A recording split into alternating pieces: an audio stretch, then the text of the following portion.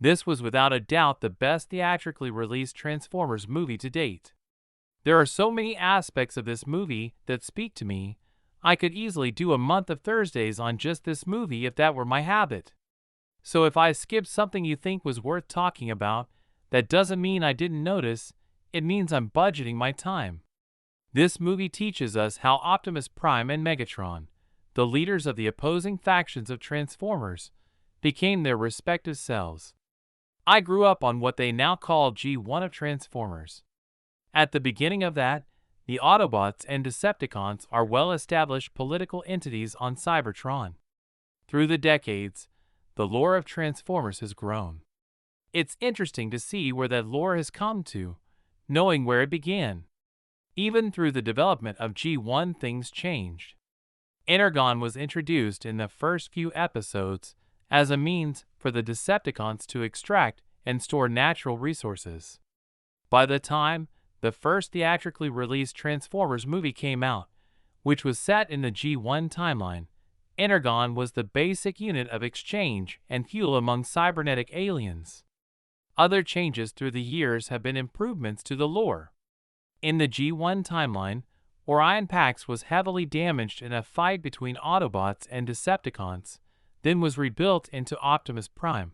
Megatron was an original creation of the Decepticons, built to be their ideal leader from the beginning. In that timeline, the Transformers were more robots and less mystical aliens with metal parts.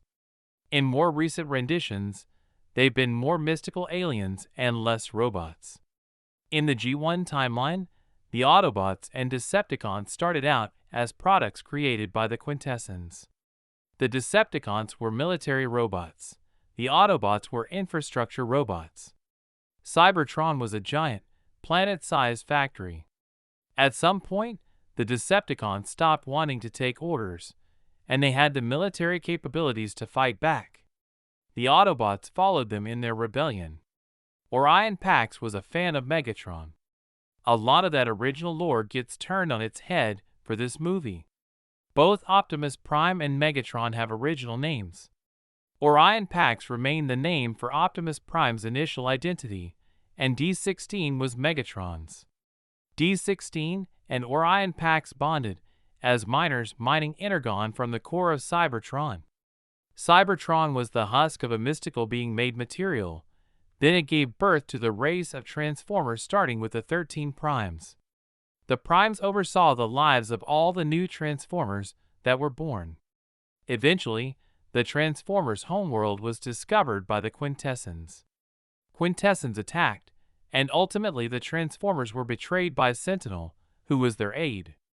Sentinel declared himself to be a Prime and started mutilating newly born Transformers, removing their ability to transform, so they could be more easily controlled and subdued.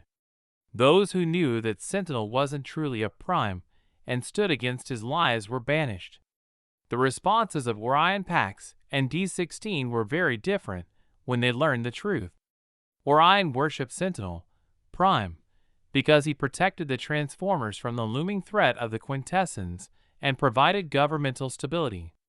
D-16, in contrast, worshipped Megatronus Prime because he was the strongest of the Primes and would have allowed the Transformers to live a life of superiority over their enemies. When Sentinel's lies were uncovered, Orion Pax and D-16 were allies in finding any means to take him down. However, once Sentinel was taken out, Orion and D found themselves at odds. Their goals were not truly aligned. The only part of their goals that were aligned were the parts directly associated with taking down Sentinel. After that, Orion wanted to build a peaceful world and D wanted to build a world based on strength. However, it is severely doubtful whether Orion and those who would go on to form the Autobots could have achieved their goals without D and those that would go on to become the Decepticons. This is always the danger we face when opposing evil. Some of those standing beside us, helping us to take down the evil we oppose, are just as evil as what we oppose. This is the problem of politics.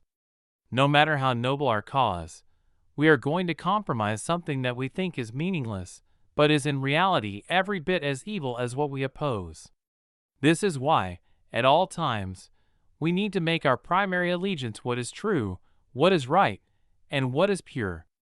We may compromise in a moment, but we must always remember that this compromise is temporary, and as soon as we defeat this current evil, we will turn on those who are our allies if they do not also stand for what is true and right and pure.